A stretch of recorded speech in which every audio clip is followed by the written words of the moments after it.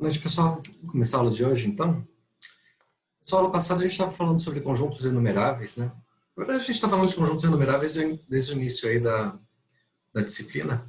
Hoje a gente vai ver alguns exemplos aí de conjuntos que não são enumeráveis, tá? Eu já comentei com vocês que o conjunto dos números reais é não enumerável. A gente vai fazer uma demonstração aí disso hoje. Na verdade, não dos números reais em si. A gente vai dar dois exemplos aí de conjuntos que não são enumeráveis, que é usando uma técnica aí da diagonal de Cantor, que pode ser usado também para os números reais, só que sem tanto rigor. A gente vai mostrar que os reais são não enumeráveis só daqui a algumas aulas, quando a gente tiver visto o princípio dos intervalos encaixados. Então, vamos lá, então.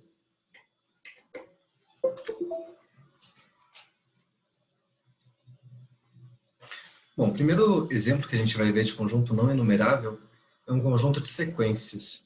É um conjunto de sequências formados por pelo menos dois elementos diferentes, tá?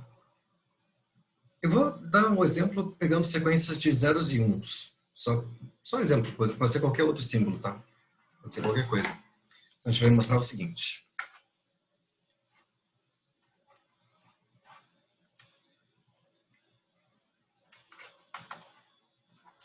Eu vou chamar de S o conjunto de sequências, de todas as sequências possíveis formadas por zeros e uns.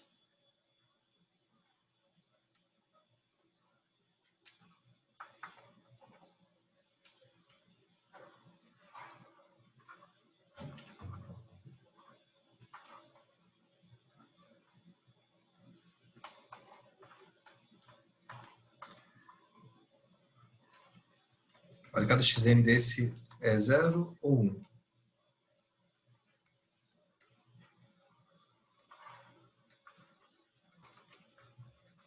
Ok? Então, esse aqui é o conjunto de todas as sequências xn, tais que o xi igual a 0 ou xi igual a 1 para cada i natural. A gente vai mostrar que esse conjunto é não enumerável. A gente não consegue nenhuma abjeção desse conjunto com o conjunto dos números naturais.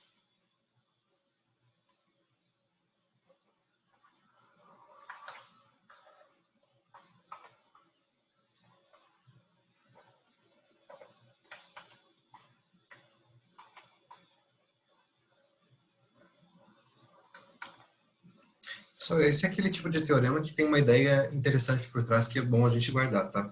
Não é só sair fazendo conta, usando definição, que o resultado sai. Não, tem uma ideia importante aí por trás. Essa ideia foi criada por Cantor, que é o argumento da diagonal de Cantor.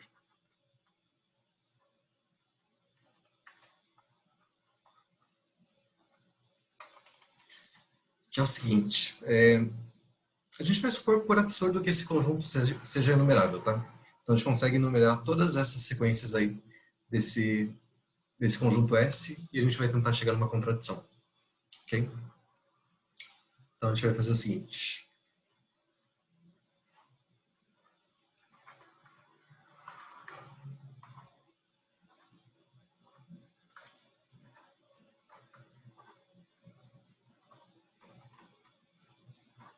A gente vai supor por absurdo que esse conjunto S é enumerável.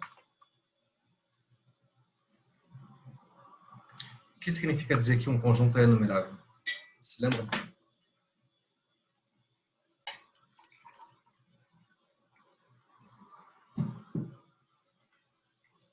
Bom, ou que ele é finito, né? Ou tem uma abjeção com os naturais. Para começar, é óbvio que esse conjunto S é infinito. Tem infinitas sequências possíveis aí de zeros e uns. Então falta a gente mostrar que não tem nenhuma abjeção com os naturais. Então vamos supor que existe uma abjeção com os naturais aí. Tem uma enumeração dos itens, dos elementos desse conjunto.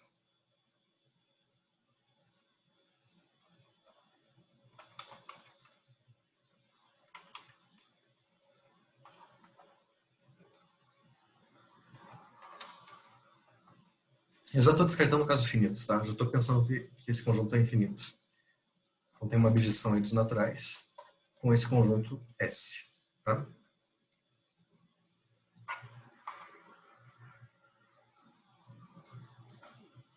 Então, essa abjeção está associando cada número natural aqui, n, a um elemento aqui do conjunto, que eu vou chamar de Sn. O que é o Sn?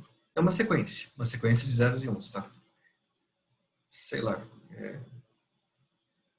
chamar isso aqui de x1, x2, x3, assim por diante. É uma sequência, certo? Então, olha, eu vou listar toda essa sequência aí numa lista. Como tem essa abjeção, eu posso reescrever, na verdade, esse conjunto S assim. É o conjunto de todas as sequências S1, S2, S3, e assim por diante. Ok? Então, qual que é a ideia aqui? A gente vai supor que todas as sequências de 0 e 1 estão listadas aqui e tentar criar uma nova sequência, diferente de todas essas. Aí a gente vai ter uma contradição, né? Eu estou supondo que todas elas estão aqui, estou criando uma nova, então quer dizer que não eram todas que estavam ali. Certo? Então tá. Então digamos que minha primeira sequência seja uma coisa assim. São zeros e uns, né? Então, digamos 0, 1, 1. É só um exemplo, tá, pessoal? Estou chutando aqui os números. Então essa aqui é a minha primeira sequência. A minha segunda, digamos que é uma coisa assim.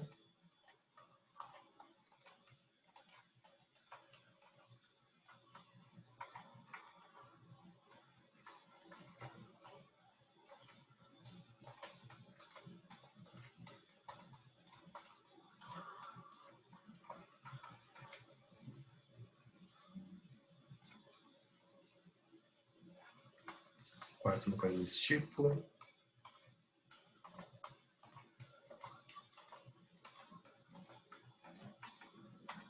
E assim por diante. Ok? Então eu tenho essa lista aí de sequências. Eu quero uma sequência que seja diferente de todas essas. Como é que eu posso criar uma nova sequência que não seja igual a S1, que não seja igual a S2, que não seja igual a S3, S4 e assim por diante? Como eu falei, a ideia desenvolvida por Cantor é a gente olhar os elementos da diagonal dessa lista. Então a gente olha o primeiro elemento da primeira sequência, o segundo elemento da segunda sequência, terceiro da terceira, quarto da quarta. Okay? Então, por exemplo, na minha primeira sequência, o primeiro elemento é 0. Eu quero uma sequência que seja diferente dessa primeira aqui, certo? Se eu trocar o primeiro elemento, aí a sequência já é diferente, né? Se os elementos são diferentes, as sequências são diferentes. Então, por exemplo, aqui apareceu 0. Eu vou trocar o 0 e colocar 1. Então, pronto. Não importa o que vier para frente aqui. Eu já sei que a minha primeira sequência, a sequência é S. Essa sequência aqui, ela é diferente da S1. Ok? Então, vamos olhar agora S2. O segundo elemento da S2 é 1. Então, eu vou colocar uma coisa diferente aqui. Em vez de colocar 1, eu coloco agora 0. Então, essa sequência aqui, o segundo elemento dela é diferente do segundo elemento dessa, então essas duas sequências não são iguais. Ok? E assim por diante. Agora olha a terceira sequência. O terceiro elemento dela é 0, então aqui eu vou colocar 1. Então essa sequência também não é igual a S3. Quarto elemento, coloco 0 e assim por diante. Então aqui eu tenho uma sequência que vai ser diferente de todas as sequências que eu já tinha listado antes. Aí está uma contradição, né? Eu supus que minha sequência, o conjunto de todas as sequências era esse conjunto aqui, S1, S2, S3 e assim por diante. E eu inventei uma nova sequência que é diferente de todas elas. Então, é uma sequência de zeros e uns, né? Ela deveria pertencer a esse conjunto S. Então aí está a nossa contradição. Ok? Alguma dúvida aqui, pessoal? Aqui eu só fiz um exemplo, tá? Para a gente fazer a demonstração formal aqui, vamos fazer o seguinte.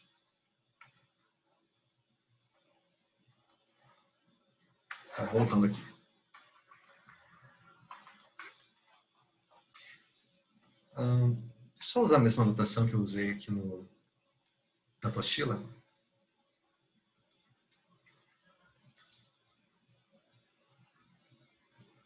Bom, a ideia é a mesma, tá? Eu supus que todas as minhas sequências aqui estão listadas, tá? Então, eu estou supondo por absurdo que o conjunto S ele seja enumerável e eu estou olhando essas sequências aí. Como é que a gente faz para montar uma sequência nova? A gente olha na diagonal. Então, olha o primeiro elemento da primeira sequência, o segundo da segunda, o terceiro da terceira, o quarto da quarta, e assim por diante. Como é que a gente vai montar a nossa sequência nova? Minha sequência nova vai ser uma coisa do tipo A1, A2, A3, A4, e assim por diante, certo? Como é que eu posso definir quem que é essa sequência? A partir desses elementos. Qual que vai ser meu termo AN aqui da sequência S?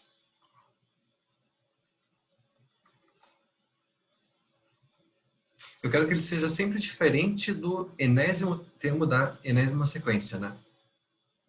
E a sequência enésima aqui seria alguma coisa do tipo AN1, AN2, AN3, assim por diante, até ANN, ANN mais 1, e por aí vai.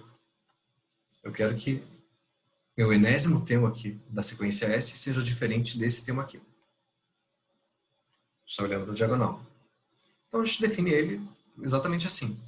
Ele vai ser, o termo N vai ser 0 se o ANN for 1 e se o ANN for 1. Se o ANN for 0, eu vou chamar ele de 1. Então pronto. Isso me garante que a minha sequência S é diferente da sequência SN. Então é só isso.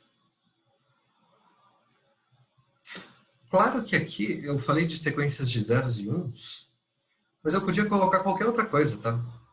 Podia colocar A e B, enfim. A gente pode enunciar esse teorema de uma forma mais geral. Assim, o conjunto das sequências onde eu tenho a escolha de eu trocar pelo menos um elemento pelo outro, aqui eu estou fazendo sequências de 0 e 1, tá? Fazendo sequências em cima desse conjunto aqui. Se eu tivesse colocado um conjunto, digamos, A e B, também eu posso trocar o A pelo B ali e fazer o mesmo argumento. Se eu tiver mais de dois elementos, fica mais fácil ainda, né? Porque daí eu tenho mais de uma escolha. Posso escolher qualquer conjunto aí com, sei lá, A, B, C, D. Aí na diagonal eu sempre posso fazer até três escolhas diferentes, né? De cada elemento. Então a gente pode enunciar assim esse resultado.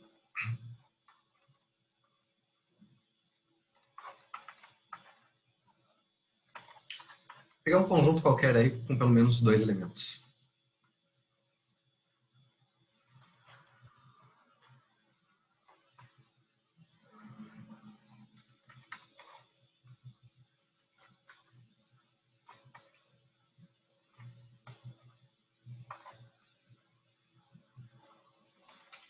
Então o conjunto das sequências de elementos de X é não enumerável.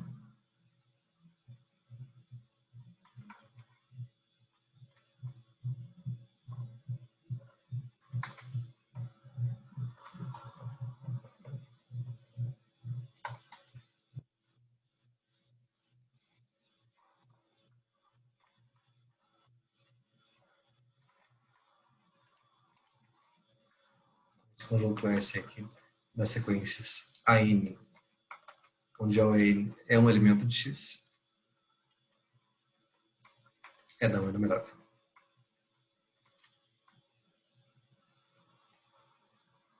A demonstração é a mesma que a gente fez antes ali para 0 e 1, tá? A ideia é de ficar trocando um elemento ali para criar uma sequência nova. Isso aqui eu vou deixar como exercício para vocês. Só repetir o argumento.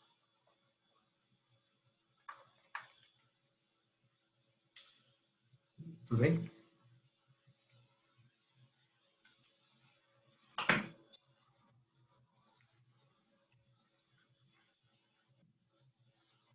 Bom, aqui tem um exemplo, né? Igual eu fiz antes. E olha, uma ideia aqui. Essa mesma ideia a gente pode usar para mostrar que o conjunto dos números reais é não enumerável. Tá? Tem um detalhe aqui que depois eu falo, que é o seguinte. Bom, o que a gente pode fazer?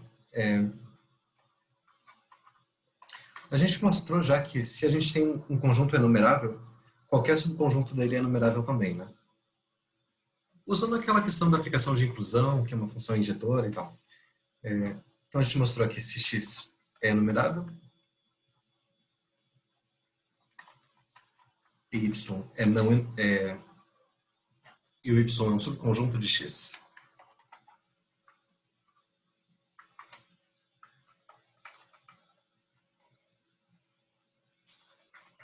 Então y é enumerável, certo? Então aqui está meu conjunto x, tem um subconjunto dele y. O x eu sei que é enumerável, então qualquer coisa menor do que ele tem que ser enumerável também. Então se eu souber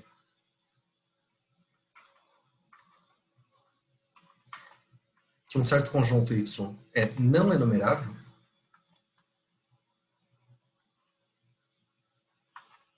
e eu tiver um conjunto que contém o y, o que eu posso falar sobre o x?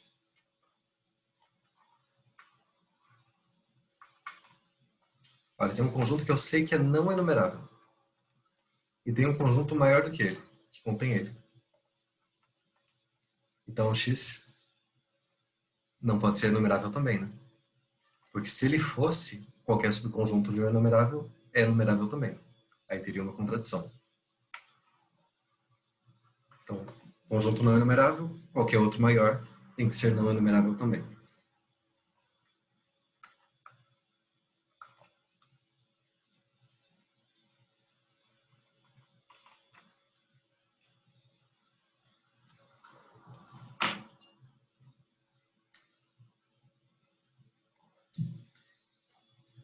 Então, a ideia aqui para a gente mostrar que o conjunto dos números reais é não enumerável, é a gente mostrar que qualquer intervalo aberto da reta é não enumerável.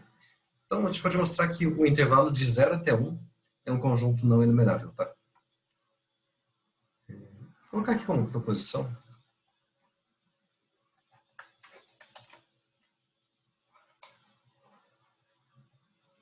E o intervalo aberto aí, 0, 1, é não enumerável.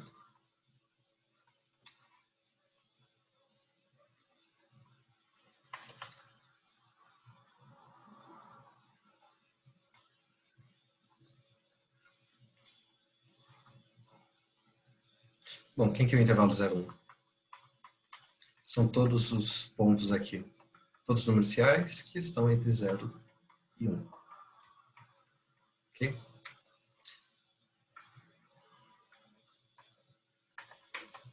Alguma ideia como é que a gente demonstra isso?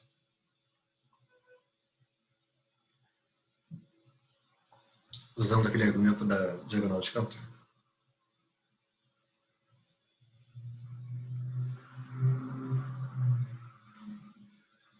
Olha, mesma coisa, pessoal. Vamos supor por absurdo que esse conjunto seja enumerável, tá? Então a gente tem uma enumeração dos itens desse conjunto aí. Claro que ele é infinito, então dizer que ele é enumerável quer dizer que tem uma bijeção com os naturais.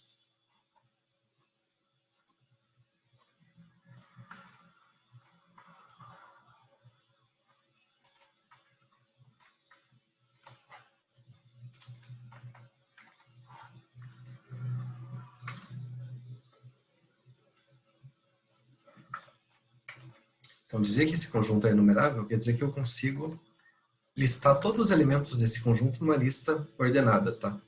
Um x1, um x2, x3 e assim por diante.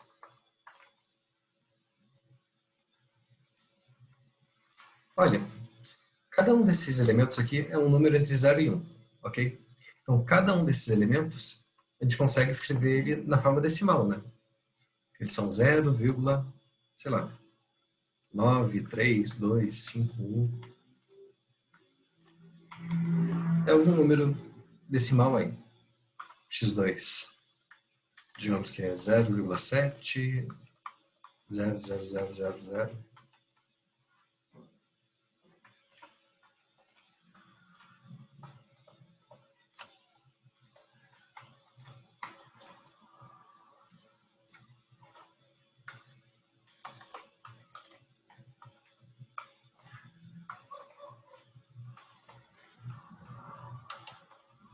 Uma coisa assim. Então, estou listando todos os números aí, no intervalo entre 0 e 1. Eu consigo criar um outro número que seja diferente de todos esses? Da minha lista? Um número entre 0 e 1? Bom, ele tem que começar com 0, alguma coisa, né?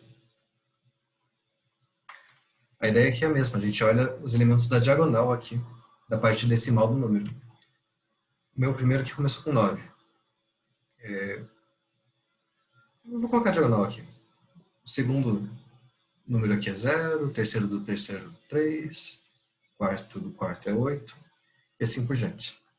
Então é só eu escolher algarismos aí diferentes desses que estão aparecendo na diagonal para criar meu novo número.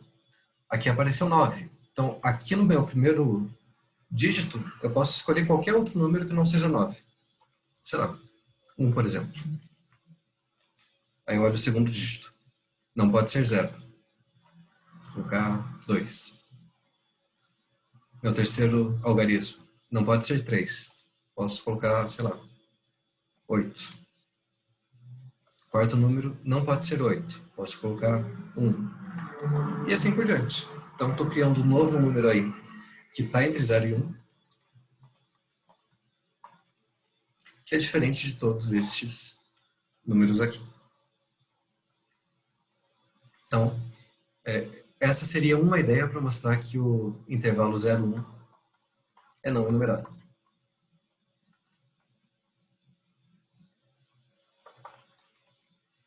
E bom, isso aqui é um subconjunto de números reais, né? Se eu tenho um conjunto não enumerável e uma coisa maior do que ele, então o conjunto maior também não pode ser enumerável.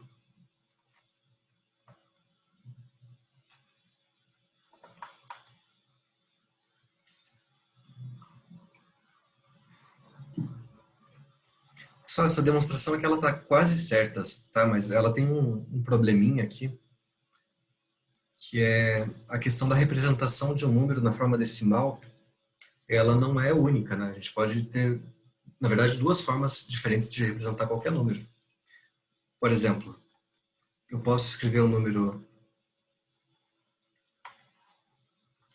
x aqui, digamos 0,87. Tem uma outra forma decimal de escrever esse número aqui, ou não?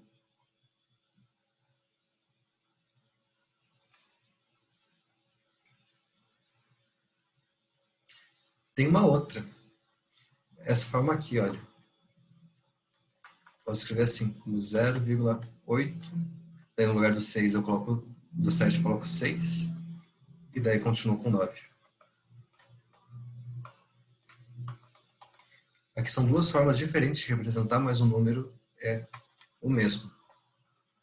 Tá? Só a representação deles é diferente. É como se a gente estivesse escrevendo duas frações aqui. Mas uma fração, por exemplo, 87 sobre 100 e a outra é 870 sobre 1000. A quantidade é a mesma, só está escrita de uma forma diferente. Então, aí está o problema de por que eu não estou usando essa demonstração aqui para mostrar que os números reais são não enumeráveis. Porque, tudo bem, apesar desse número aqui ser diferente de todos esses, a representação decimal dele ser diferente, poderia acontecer dele ser o mesmo número, né? De algum desses. Tem uma representação decimal diferente, mas ser o mesmo número real de algum desses. Dá para corrigir isso. É só eu exigir que esse meu número x ele não termine numa sequência de 9 aqui, a partir de um tempo. Porque vocês devem lembrar que esse número aqui, 0,999, ele é a mesma coisa que 1, né? Ou se vocês começarem com 0,0999, isso é a mesma coisa aqui. Não, desculpa. Que isso. E assim por diante. Ou se eu fizer alguma coisa assim, 0,2. Mesma coisa que 3, e assim por diante. Tudo bem?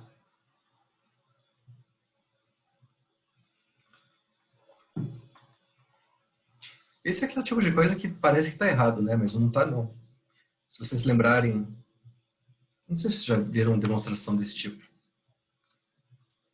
Aquela história da gente tentar encontrar a fração geratriz de um número. Olha, digamos que eu queira... Eu vou mostrar para vocês que esses dois números são iguais, tá? Vou pegar esse número aqui, chamar de x. Assim por diante. Bom, agora eu vou multiplicar por 10 aqui, os dois lados da igualdade. Vou ter aqui 10x é igual a 9,999. Certo? Aí eu vou pegar essa equação e subtrair a primeira. Então, quanto que vai dar? 10x menos x dá 9x, 9,999 menos isso daqui dá 9. Então, x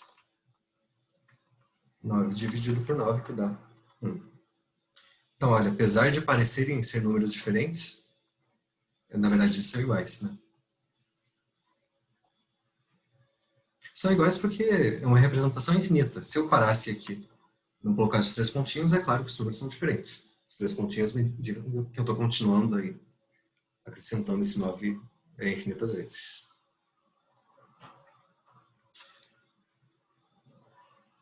Bom, beleza, pessoal. Tem um outro conjunto aqui que é não enumerável também. Eu não sei se eu falei para vocês do conjunto de Cantor já. Acho que não, né? Lá em geometria, quando a gente estuda fractais, geralmente vê isso. Bom, o conjunto de Cantor é um fractal.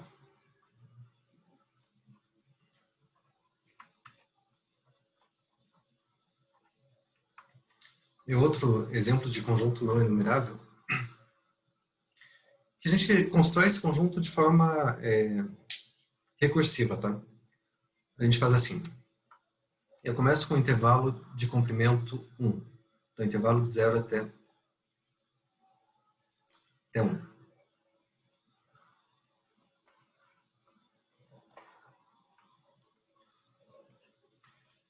Esse é o meu primeiro passo da construção. Aí o que eu faço? Eu vou dividir esse intervalo aqui em 3 partes iguais. Aí de 1/3 a 2/3. E eu vou apagar excluir esse intervalo do meio.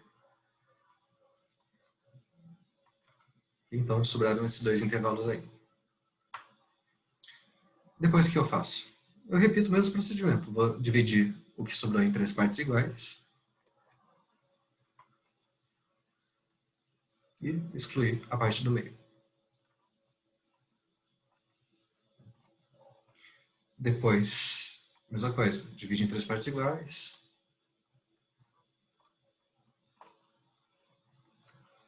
E tira a parte do meio.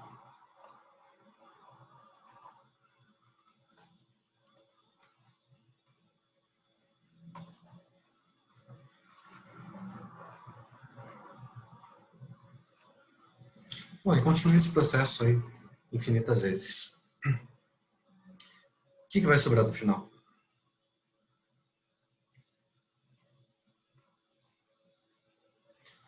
Olha, pode parecer que não vai sobrar nada porque a gente está sempre excluindo intervalos aí, né? Os intervalos estão ficando com um comprimento cada vez menor. Mas vocês devem reparar que, por exemplo, o número 0 e o número 1, eu nunca mexo neles, né? Estão nas extremidades ali.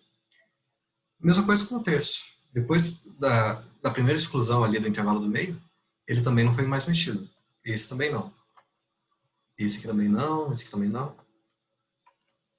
Esse eu acho que é um nono, 2 nonos. Ah não, esse é um nono. Esse é 1/27. E assim por diante. Bom, todas essas extremidades dos intervalos que a gente está excluindo, elas continuam no conjunto de Cantor. Tá? Então, 0, 1 terço, 2 terços, 1 nono, 2 nonos, e assim por diante.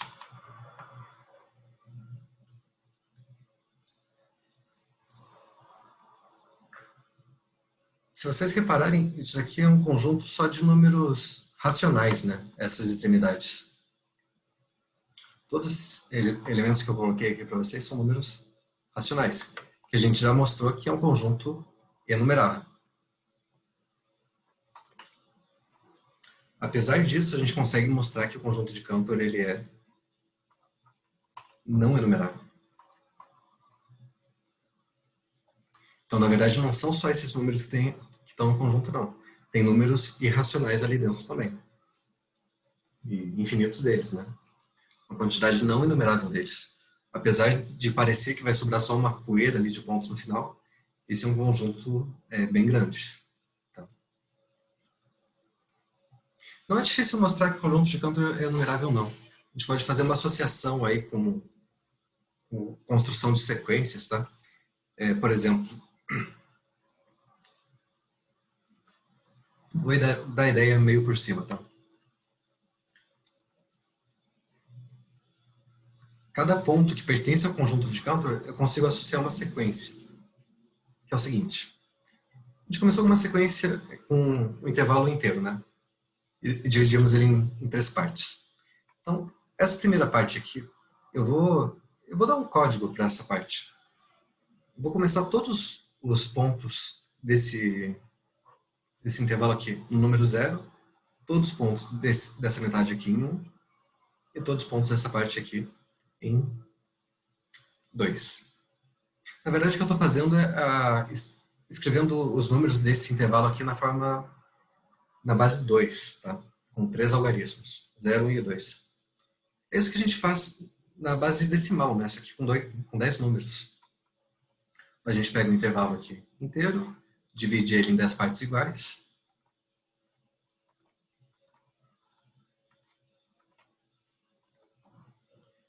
Os números que estão nesse primeiro pedaço que a gente disse que começa em 0,1, aqui é o 0,2, aqui é o 0,3, 0,4,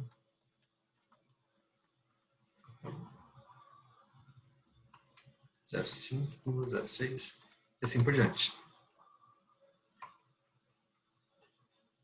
Então, quando eu falo que o número começa em 0,1, eu quero dizer que ele começa nesse pedaço aqui do meu intervalo. Aí, se eu quero uma precisão maior, o que a gente faz? Divide em 10 partes de novo, cada um desses intervalinhos aí. Então, se eu quero dizer que o número começa em 0,12, quer dizer que eu estou pegando a primeira parte desse intervalo aqui e depois, dentro dele, eu vou pegar a segunda, né? Começa no 0, 1, 2. É um número que está aqui. Se eu quero uma precisão maior ainda, de novo, eu divido esse intervalo aqui em 10 partes e assim por diante. É isso que a gente está fazendo ali, só que em vez de fazer uma divisão de 10 em 10, a gente está fazendo de 3 em 3. Tá?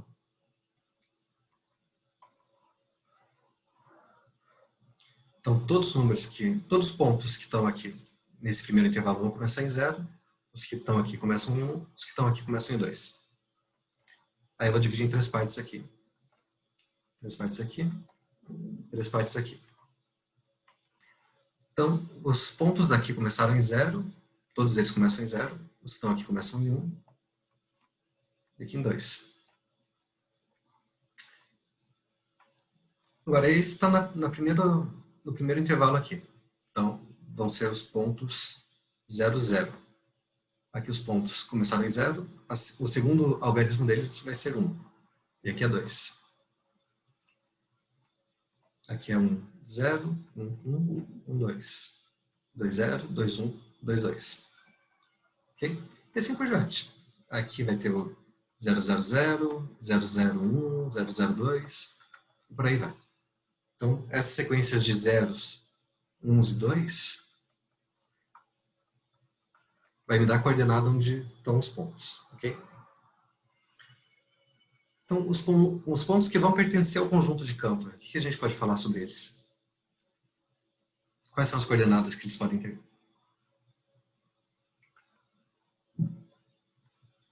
Eles podem começar com 1?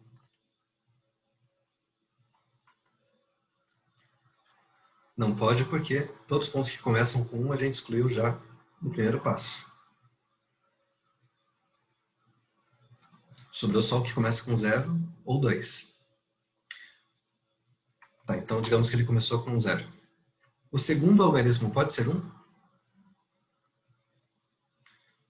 Também não, né? Porque a parte do meio aqui a gente excluiu também. Daqui e daqui.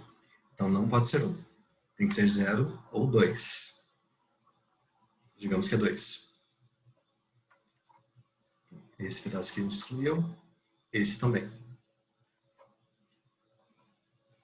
Terceiro algarismo pode ser 1?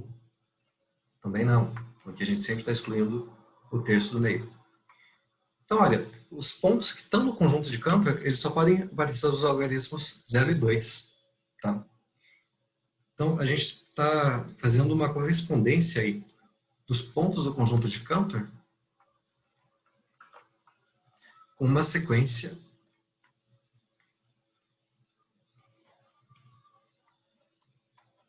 daquele conjunto formados por zeros e uns, né?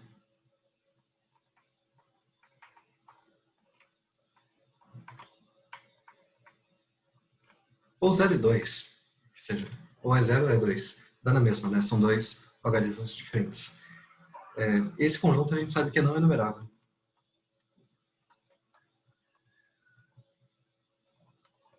E do jeito que a gente está fazendo essa construção, a gente associa cada ponto do conjunto de Cantor a uma sequência, e cada sequência corresponde a um único elemento do conjunto de Cantor. Isso aqui, na verdade, é uma bijeção. Então, se eu tenho uma bijeção de um conjunto não enumerável com outro conjunto, esse conjunto também tem que ser não enumerável.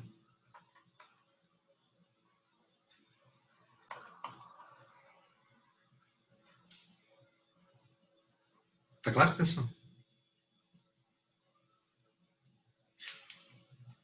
Bom, um outro último exemplo aí de conjunto não enumerável que eu posso dar é o conjunto das partes do conjunto dos números naturais.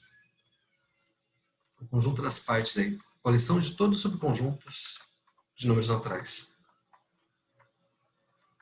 Esse também é um conjunto não enumerável.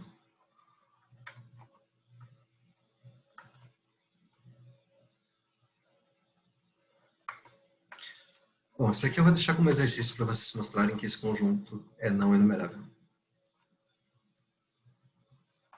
Também a ideia é tentar fazer uma correspondência desse conjunto aí com o conjunto das sequências aí de dois elementos diferentes, tá?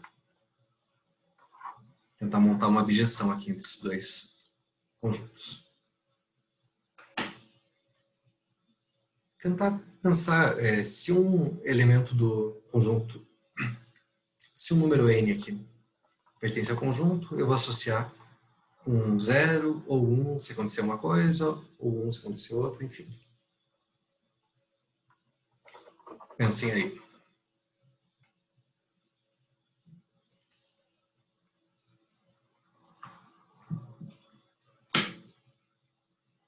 Bom, pessoal, isso encerra então essa parte de cardinalidade de conjuntos finitos, infinitos, enumeráveis e não enumeráveis. Agora a gente vai partir para a parte da construção mesmo dos números reais, tá? Até agora a gente só falou dos números naturais e contagem de elementos ou enumeração de elementos de um conjunto. A gente poderia fazer a construção aí dos números reais, passo a passo, tá? Começando aí com os naturais, que a gente já fez tudo, em todos os detalhes, depois ampliar para os números inteiros, os racionais e depois os reais. Mas, na verdade, a gente vai pular esses dois passos intermediários aqui e já ir para os reais, que é o que interessa. A gente vai definir o conjunto dos números reais, na verdade, de uma maneira axiomática, tá? A gente vai admitir que existe um conjunto, não só um conjunto, na verdade, um corpo. Um corpo ordenado completo.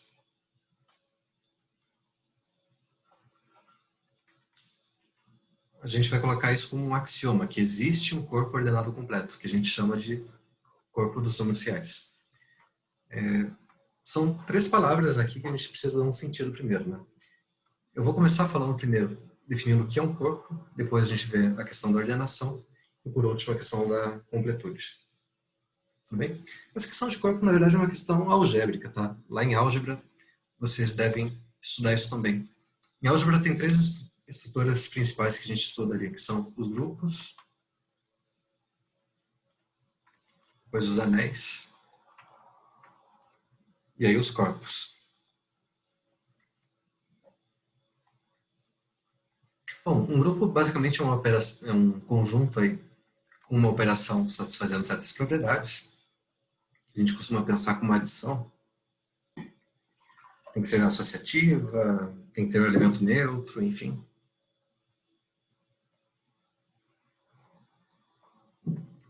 Um anel já é um conjunto aí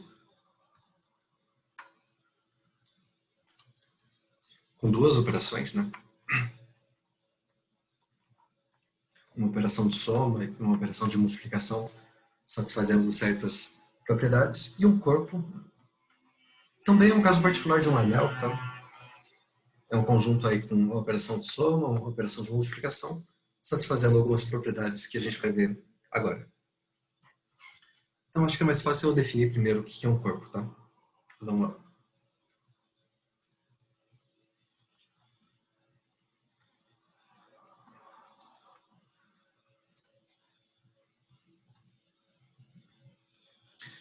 Bom, para a gente definir um corpo, a gente precisa de 2 operações que a gente costuma chamar de soma e multiplicação do corpo. São 2 operações binárias. O que é uma operação binária? É uma função aí que associa cada par de elementos aqui do corpo, cada par ordenado de elementos do corpo, a um outro elemento. Então aqui, por exemplo, estou pegando 2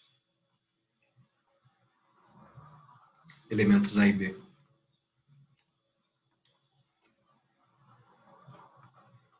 Desse meu corpo K, e estou associando a um outro elemento que eu chamei de soma dos 2.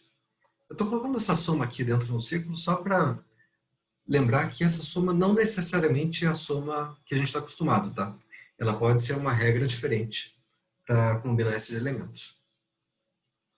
Esse conjunto aqui não precisa ser um conjunto numérico, pode ser um conjunto de outras coisas.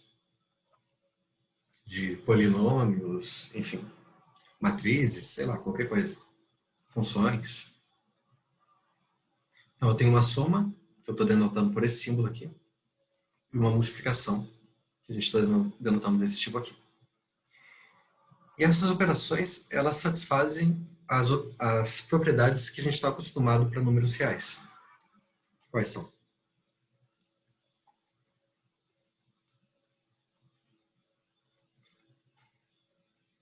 Para adição, essa operação ela tem que ser associativa.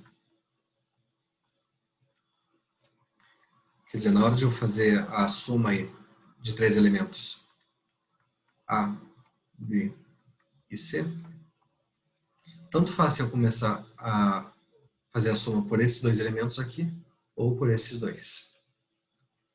A soma tem que ter a propriedade associativa. No corpo também a gente exige que a soma seja comutativa. Então não importa a ordem que eu faço a soma dos elementos. A mais B tem que ser a mesma coisa que B mais A.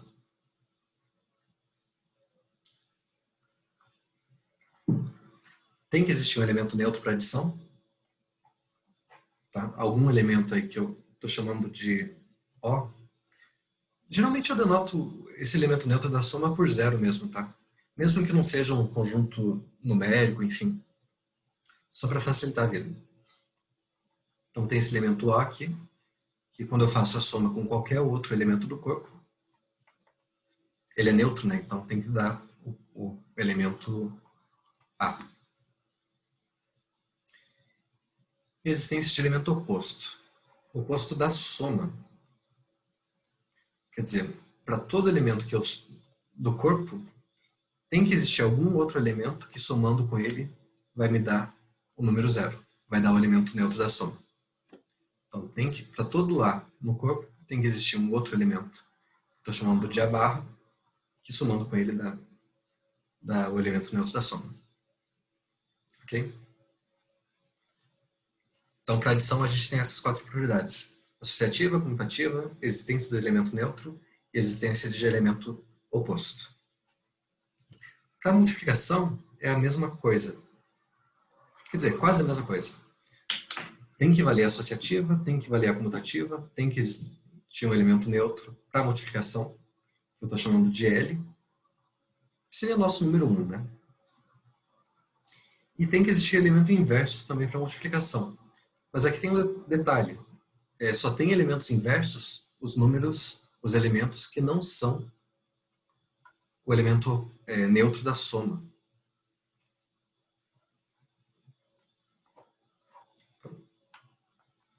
Eu estou falando que é diferente do meu número, do meu elemento O.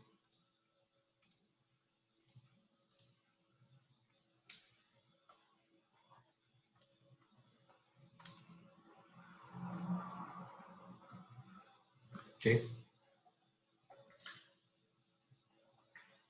Olha, para começar, o que é o elemento inverso? O elemento inverso aqui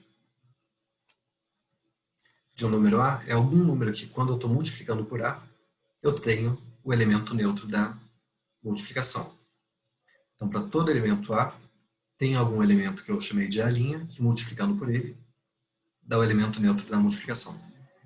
Isso só vai acontecer quando o meu A for diferente do elemento neutro da soma.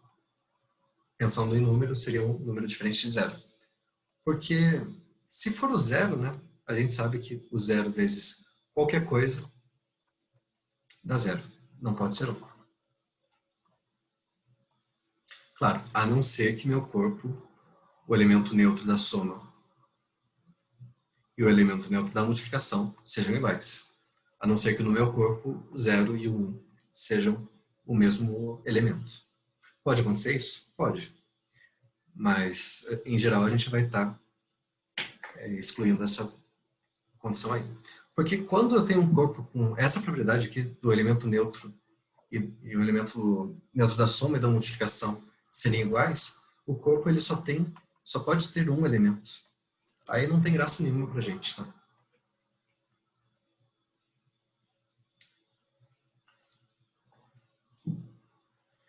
Pessoal, isso aqui é uma definição, tá? Se eu estou falando que eu tenho um corpo, quer dizer, eu estou assumindo que ele tenha todas essas 8 propriedades aqui. 9, na verdade, tem mais uma que eu esqueci. A nona propriedade é a que relaciona a soma com a multiplicação, que é a propriedade distributiva, né?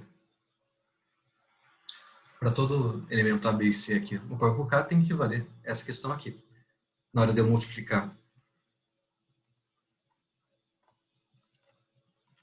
um elemento pela soma de outros dois, como é que a gente faz essa operação? A gente vai multiplicar esses dois primeiro e depois somar com a multiplicação desses dois. Então, A vezes B mais C tem que ser A vezes B mais A vezes C. Que é o que está aqui. Então, quando a gente está num corpo, com duas operações de soma e multiplicação, eu estou assumindo que valem essas 9 propriedades.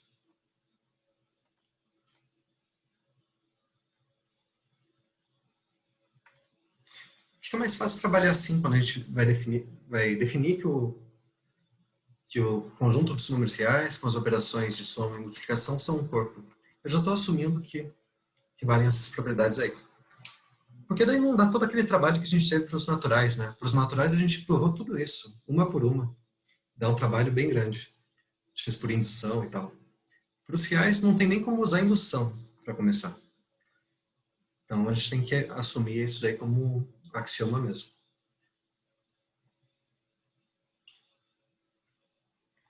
Talvez dê para fazer para os racionais, talvez. E daí, por um argumento de continuidade, expandir para os reais. Mas dá um trabalhinho aí. Bom, vamos dar uns exemplos de corpos aí. Primeiro exemplo.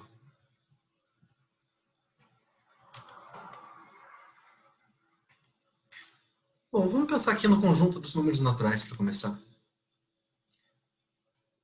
Quando eu falo num corpo, eu tenho um conjunto e duas operações, tá? Uma operação de soma e uma operação de multiplicação. Vamos pensar então no conjunto dos números naturais. Com as operações de soma e multiplicação que a gente definiu lá no capítulo anterior. Isso aqui é um corpo ou não?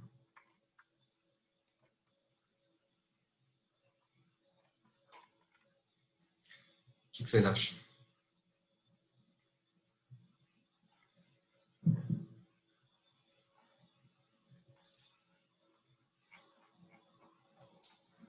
Olha, vamos ver essas propriedades aqui.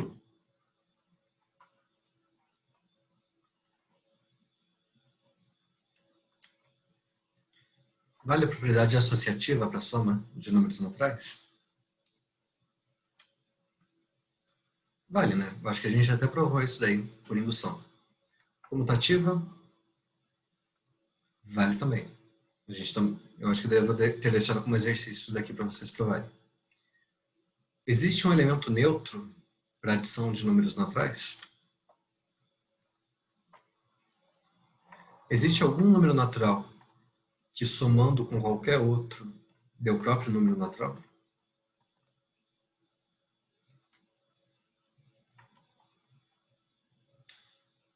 Aqui falha, né? Quem seria o elemento neutro aqui? Seria o zero, mas vocês têm que lembrar que a gente não considera o zero natural. Então, não vale essa terceira propriedade aqui. Quer dizer,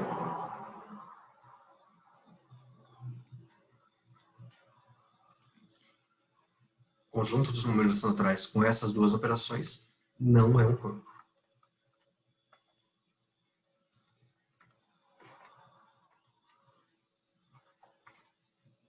Tá, vamos tentar aumentar um pouco esse conjunto, pegar os inteiros.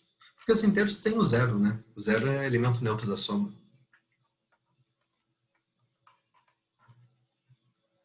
Vamos ver.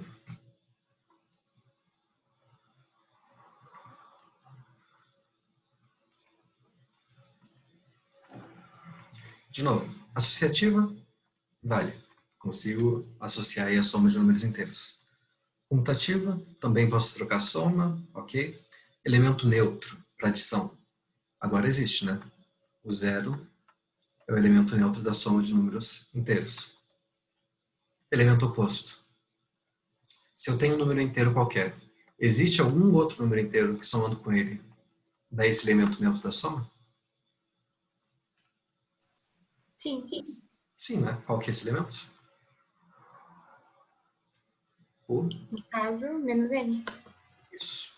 Então, beleza. Então, para adição, valem as quatro propriedades. Tá ok. Agora, para multiplicação, vai valer? Vale associativo?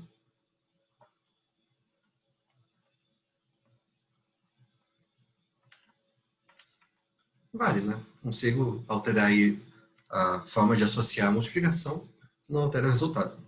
Comutativa. Ok. Elemento neutro. Qual que é o elemento neutro da multiplicação de números inteiros? N vezes quanto que dá o próprio N? 1. 1, né? Então tem elemento neutro para multiplicação. Elemento inverso. É verdade que para qualquer número inteiro existe um outro número inteiro que multiplicado com ele dá o elemento neutro da soma? Elemento neutro é qualquer número n diferente de zero. Isso é verdade? N vezes quanto? Que dá 1 sobre n? 1 sobre n, né? Mas aqui é um problema, porque 1 sobre n não é inteiro. Pode ser.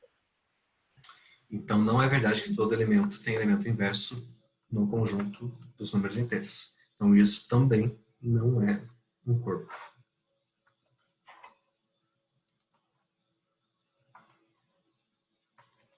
Aqui também não é um corpo.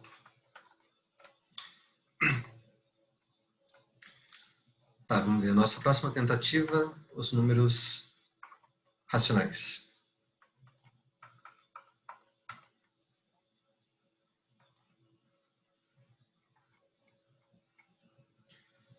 voltando lá. Associativa para soma. A gente já viu que vale para o inteiro, né? Então, racional também vale, comutativa dos racionais também vale, elemento neutro dos racionais, zero, elemento oposto também existe, né? Qualquer número racional aí. Qualquer número racional, P sobre Q. A gente consegue somar um outro número racional, cujo resultado dá zero, que é um número menos P sobre Q. Então, valem essas 4 propriedades aí. Multiplicação. Vale associativa, vale comutativa, elemento neutro é 1, elemento inverso.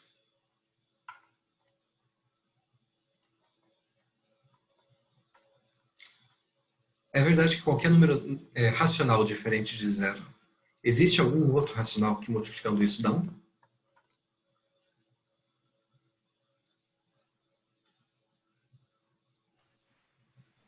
Q sobre P? Isso mesmo. Se o P sobre Q é diferente de zero, a gente pode multiplicar por Q sobre P, né? Então agora sim a gente tem o elemento inverso. E a nossa última propriedade é a distributividade, né? A multiplicação de números racionais é distributiva com relação à adição. Então valem as 9 propriedades aí. Então agora finalmente a gente tem um corpo.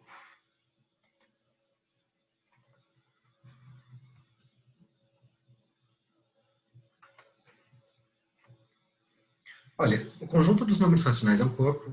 Qualquer coisa que contenha ele, dessas que a gente está acostumado, também são, tá? O conjunto dos números reais com as operações usuais também é. E dos complexos também.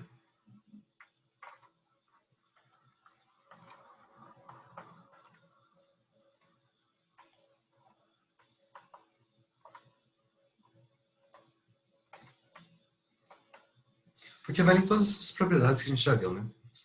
Associativa, comutativa, existência de elemento neutro, de elemento inverso ou oposto, e a distributiva. As 9 propriedades.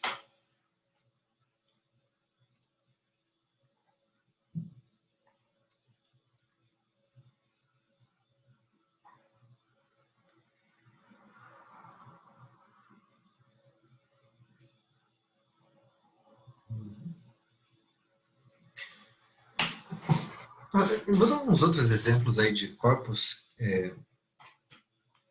não tão imediatos. O primeiro exemplo seria esse corpo aqui que eu chamo de corpo trivial, porque ele tem só um elemento. Esse daqui, olha.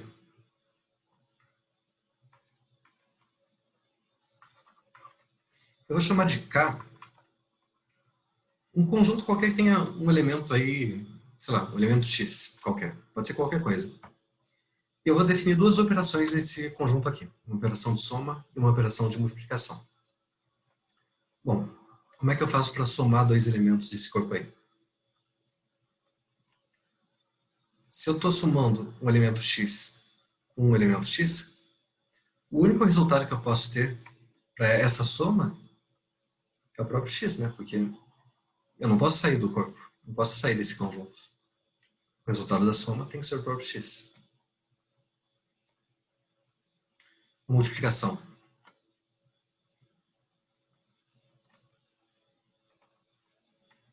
Se eu estou multiplicando x com x, qual que é meu único resultado possível? O x também. Então vamos ver se esse conjunto aqui, com essas 2 operações, isso define um corpo ou não?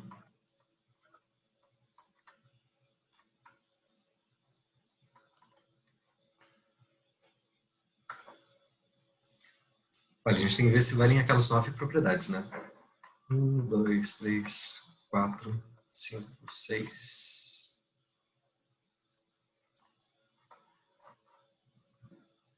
7, 8, 9. Lembrando aqui, a primeira propriedade é a associatividade da adição, né? Será que é verdade que se eu somar um elemento aí do corpo, um outro.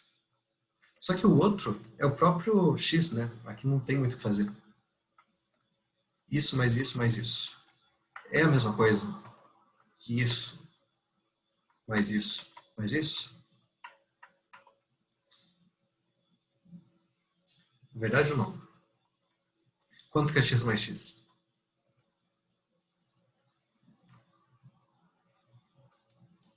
Olhando a tabelinha aqui. O x mais o x tem que dar x. Então, esse resultado aqui deu x, que vai ficar x mais x. Do outro lado aqui, seria x mais x. Então pronto, é a mesma coisa. Então vale a primeira propriedade. As outras é a mesma coisa. Vai valer também a comutativa, é óbvio, né? Elemento neutro. Quem que é o elemento neutro aqui? Da soma? Só pode ser o x, né? Porque o x somado com qualquer outro elemento dá o próprio outro elemento. Enfim, é claro que todas as propriedades aí vão valer porque todas as operações só tem um resultado possível, né? Aqui sempre vai dar o x, aqui sempre dá o x, aqui também, aqui também. Enfim. Para multiplicação é a mesma coisa. Essa do elemento inverso a gente não precisa verificar, porque não tem nenhum elemento do corpo diferente do elemento neutro da soma. E a distributiva também só tem um resultado possível. Então isso daqui é um corpo. É um corpo que a gente chama de corpo trivial. É um corpo aí que tem só um elemento no conjunto e as operações são definidas da única forma possível, né? Só tem um resultado para cada uma delas. Aqui, em vez de chamar de x, eu chamei de zero. Dá na mesma. Os naturais, inteiros. A gente já viu que não são corpos. Ah, tá. Um outro exemplo interessante aqui. O conjunto das matrizes de 2 por 2. Bom, vocês devem lembrar como é que a gente faz multiplicação e soma de matrizes, né? Então, vou pensar nesse conjunto aqui agora. Vou chamar de K o conjunto de todas as matrizes 2 por 2 com entradas reais. As matrizes desse tipo aqui. Esse aqui é a B, C e D são reais. E nesse corpo a gente vai considerar as operações de soma de matrizes e multiplicação de matrizes usuais. Isso daqui é um corpo ou não?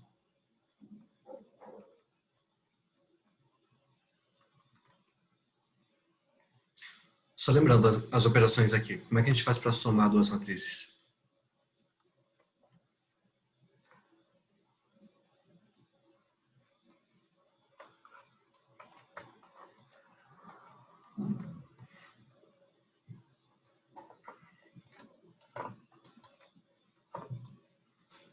Para somar matrizes a gente faz elemento a elemento aqui, né?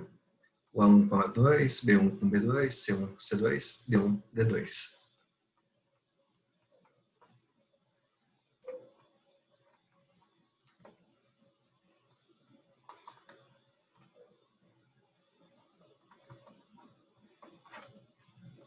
A gente define a soma de matrizes assim. E a multiplicação?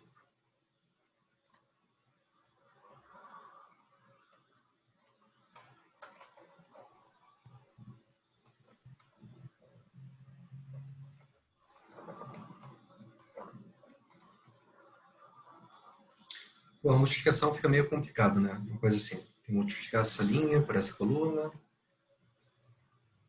A1, A2 mais B1, C2. Depois essa linha com essa coluna. A1, B2, B1, D2.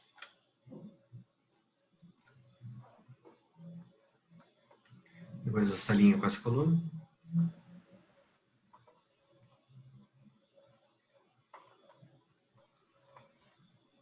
E por último, C1, B2, D1, D2. Então, essas são as operações de soma e multiplicação de matrizes. Essa multiplicação ela parece estranha, mas ela tem que ser feita assim porque tem uma relação com composição de transformações lineares. Tá? Cada matriz dessa representa uma transformação linear. E quando eu faço a multiplicação, na verdade estou definindo a composição dessas duas transformações lineares aí. Então, elas têm que ser definidas desse jeito, tá? Não é por acaso que a gente faz isso. Tá, beleza. O que vocês acham? Esse conjunto aí, com essas duas operações, é um corpo ou não?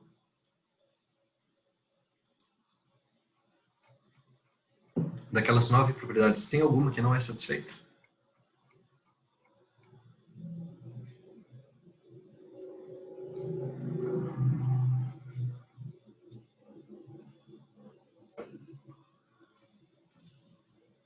Olha, para soma não tem problema nenhum, porque a gente só está repetindo a soma de números reais aí em quatro partes diferentes, né? Então, para adição não tem problema. Quem que é o elemento neutro para adição? A identidade? Não. Para Não. adição, Ah, a identidade é multiplicação. para adição vai ser a matriz nula, né? Essa matriz. Esse seria meu elemento neutro aditivo. Porque se eu somar essa matriz aqui com qualquer outra,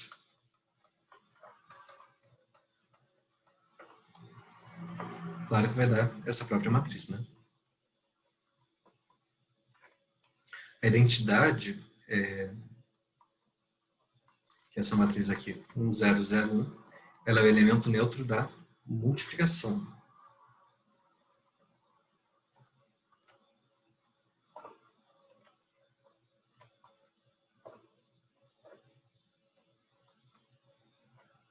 Ok?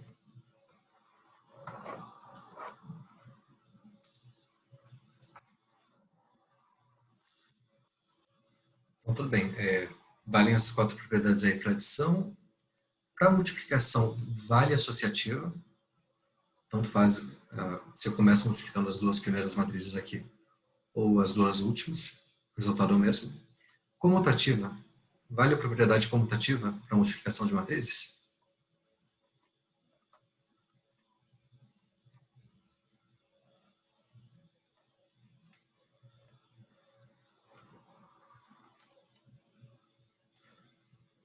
Olha, vamos fazer um exemplo aqui para testar. Será que é a mesma coisa eu multiplicar a matriz 1, 2, 0, 0 e, sei lá.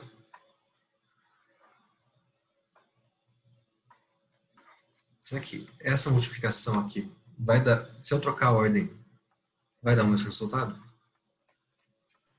Acho que não.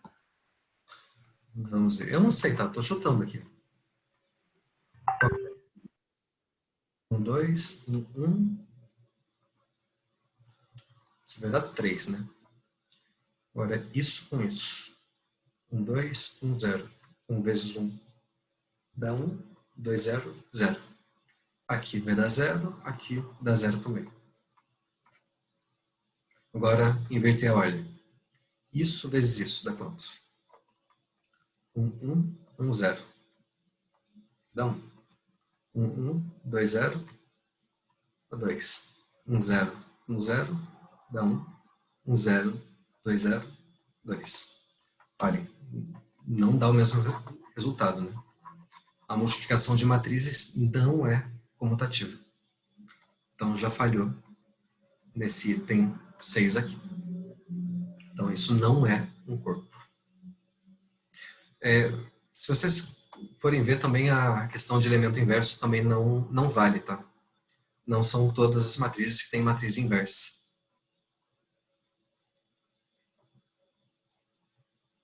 Se vocês lembrarem lá de álgebra linear, vocês devem lembrar que nem toda matriz é inversível.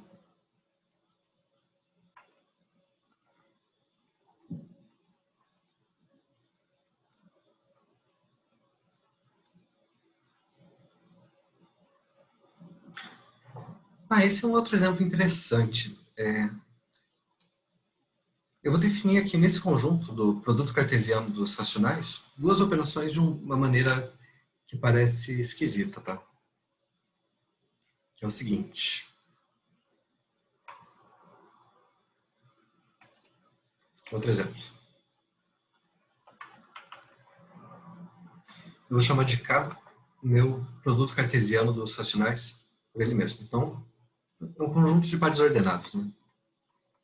X e Y, onde os dois são racionais. Nesse conjunto, a gente vai definir duas operações, uma operação de adição e uma operação de multiplicação. Como é que a gente vai definir a adição aqui? XY somar com o outro par Z e W.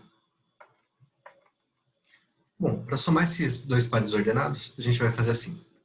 Vai somar os dois primeiros e depois somar os dois últimos.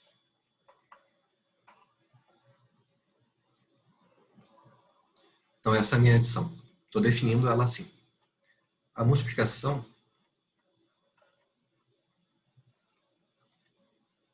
vai ser assim. Eu vou multiplicar os dois primeiros aqui e subtrair o produto dos dois últimos.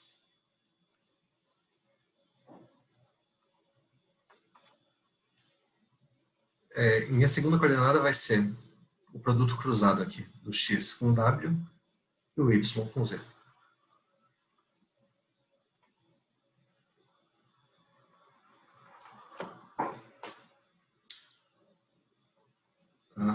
E aí, será que isso daí vai ser um corpo?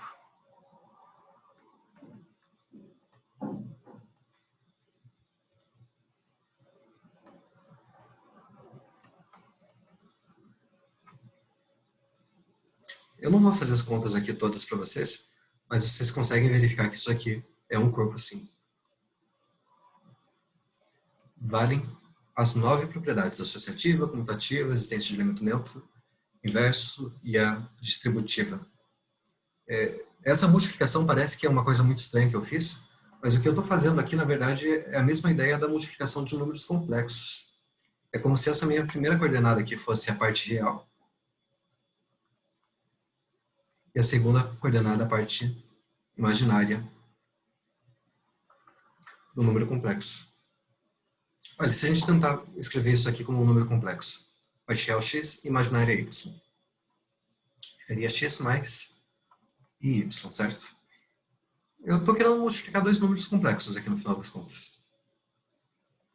Que é a parte real z, a parte imaginária w. Quanto que dá esse produto?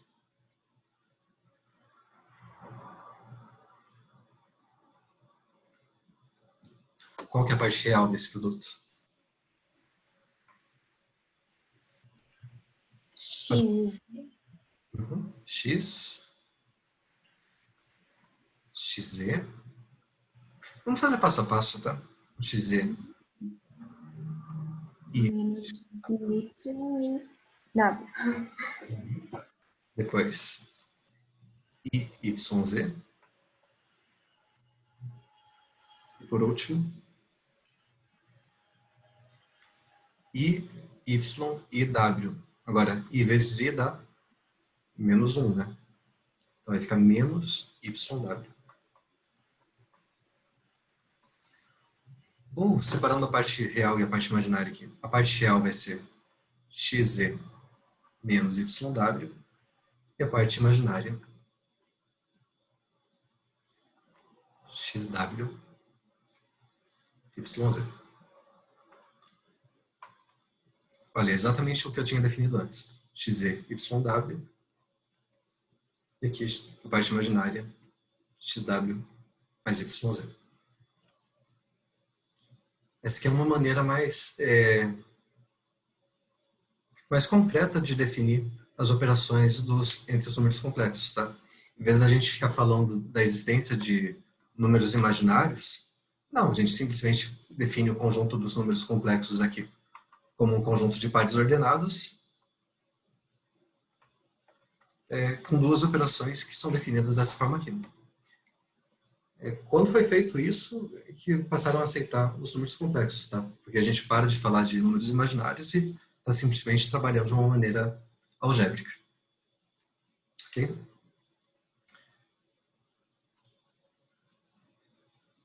Então, se vocês quiserem verificar que isso realmente é um corpo, é só fazer as 9 contas aí.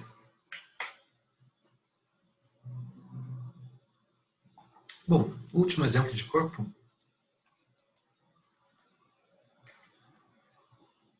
Vocês veem isso aqui com mais detalhes lá em álgebra, tá?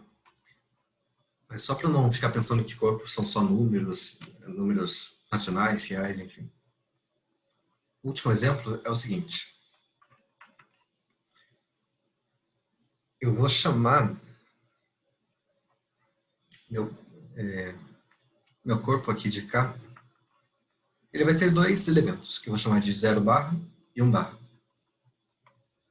Eu quero definir operações de soma e multiplicação nesse corpo aqui, nesse conjunto. Como é que vai ser minha soma?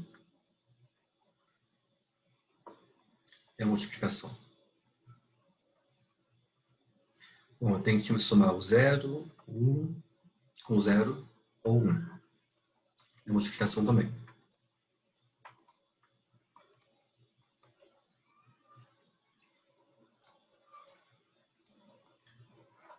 Tá, a gente vai definir essas operações assim. Somar o 0 com o 0, eu vou dizer que dá 0. 0 mais 1 dá 1. 1 mais 0 dá 1 também. E 1 mais 1 dá 0. Não pode dar 2, né? O 2 não faz parte desse conjunto aqui.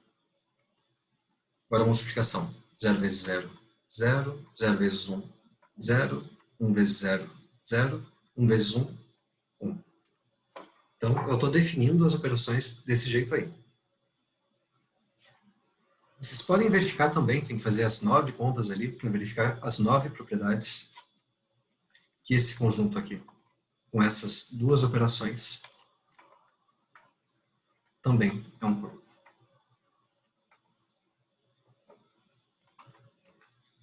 Esse corpo a gente costuma denotar assim, como Z2.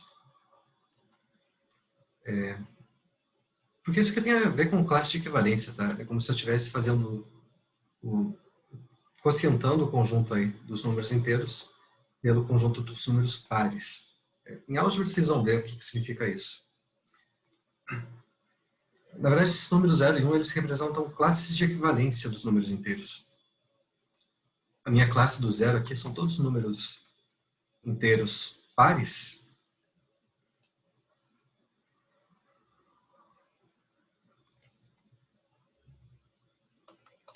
Agora são os números inteiros que, quando eu divido por 2, eu tenho o resto 0.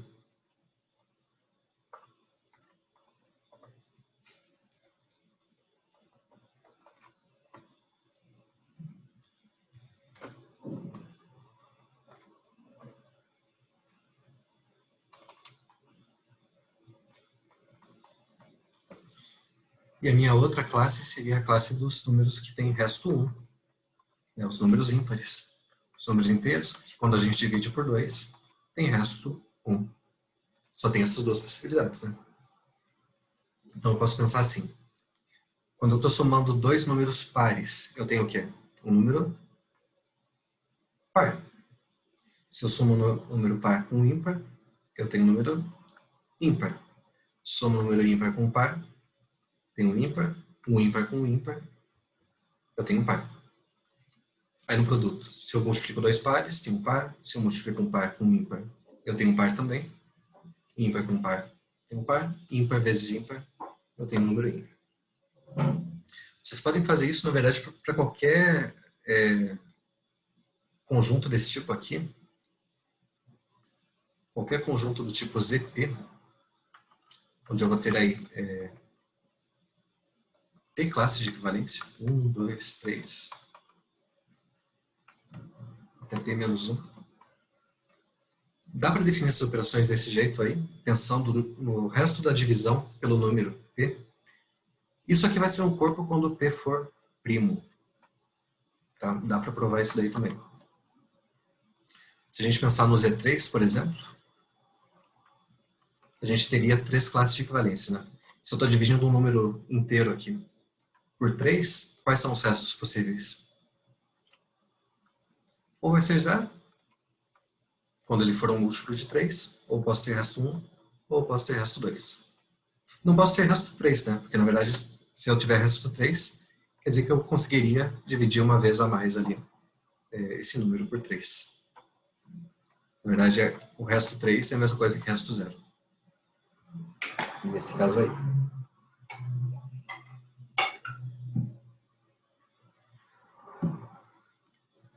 E dá para fazer as tabelinhas aí do Z3 também, da soma e da multiplicação, tá? Só para dar um exemplo aqui. Da soma.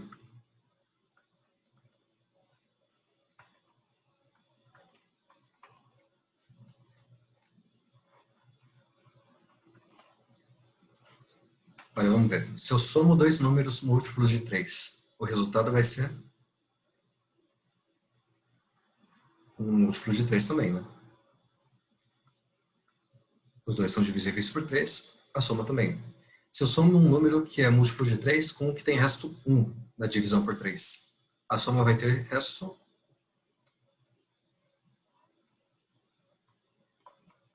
Olha, esse número é divisível por 3. Esse aqui tem resto 1. Sobra 1 aqui.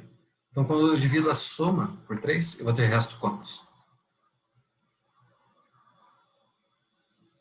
1 também.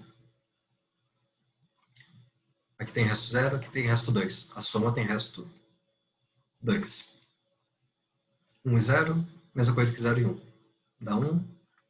Resto 1, resto 1. Eu vou ter um resto 2. Resto 1 com resto 2. Aí, olha, eu juntei um resto 1 aqui. Mais 1, mais 2 daqui. Eu teria um resto 3, né? Mas dividir por 3, na verdade, eu vou ter um resto 0 aqui. Resto 0 e resto 3 são a mesma classe. Aqui a mesma coisa, 2 com 0 dá 2, 2 com 1 dá 0, 2 com 2. Daria 4, né? O 4 é a mesma classe do 1. Então aqui a gente vai ter 1. Beleza? Então essa seria a regra da soma, da multiplicação. Tem que fazer aí para ver quanto que dá.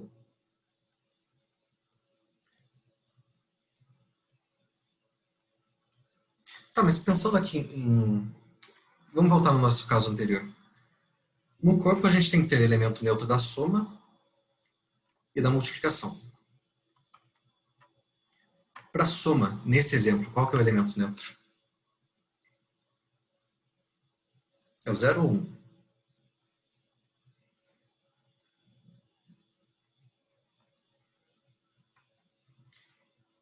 Qual o elemento que, somando com qualquer outro, a gente tem como resultado o outro elemento?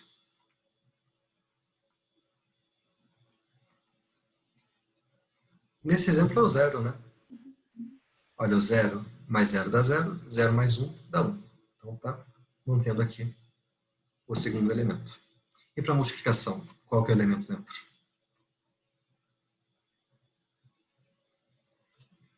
O 0 é elemento neutro da multiplicação? Não. Por que não?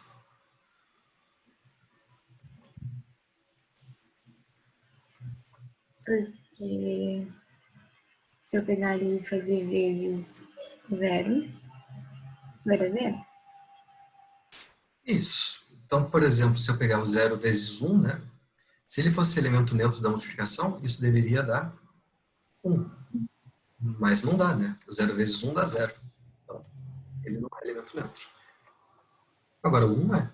Olha, 1 vezes o 0 dá o 0. 1 vezes 1 dá 1. Então, aí sim.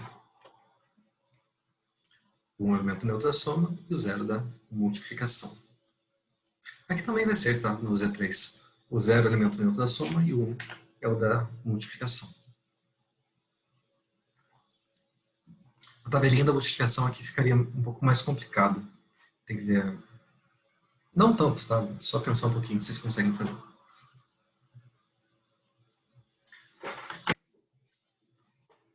Deixa eu ver onde é que a gente consegue chegar hoje.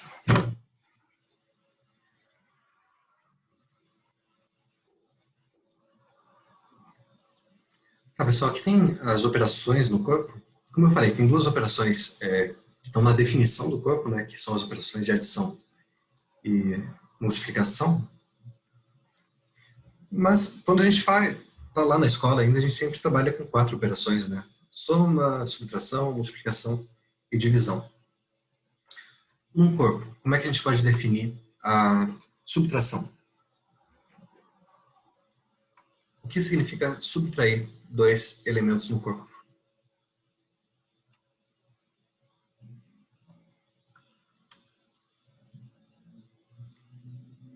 Subtrair o x, fazer o x aqui subtraído com o y, significa eu somar o x com o elemento oposto do y. Tá? Isso aqui é definição.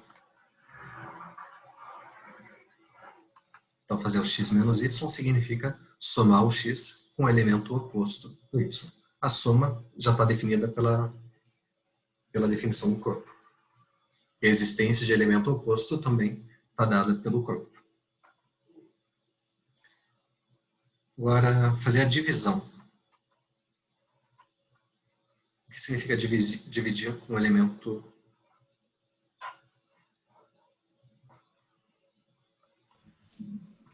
Multiplicar pelo inverso? Isso mesmo. Então, fazer a divisão aqui do x por y significa multiplicar o x pelo inverso do y.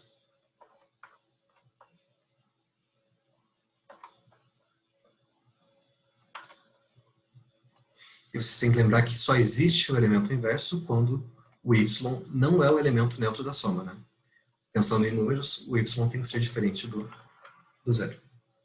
O zero é o único elemento que não tem inverso.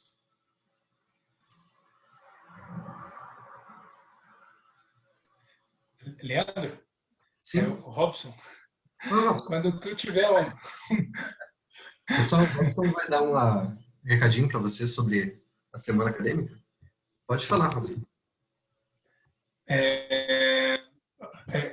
Eu queria pedir licença, Leandro, se o Matheus poderia compartilhar um cartaz aí do evento ali para divulgar. Deixa eu interromper a minha aqui. Pronto, pode compartilhar, Matheus.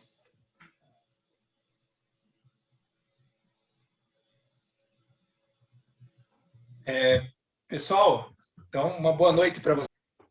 Nesse ano a gente vai estar organizando o nosso evento, a 8ª CEMAT, aí numa forma online. Infelizmente não conseguimos fazer ela presencial, mas a gente não desiste, né? A gente persiste e eu acho que vai dar certo assim.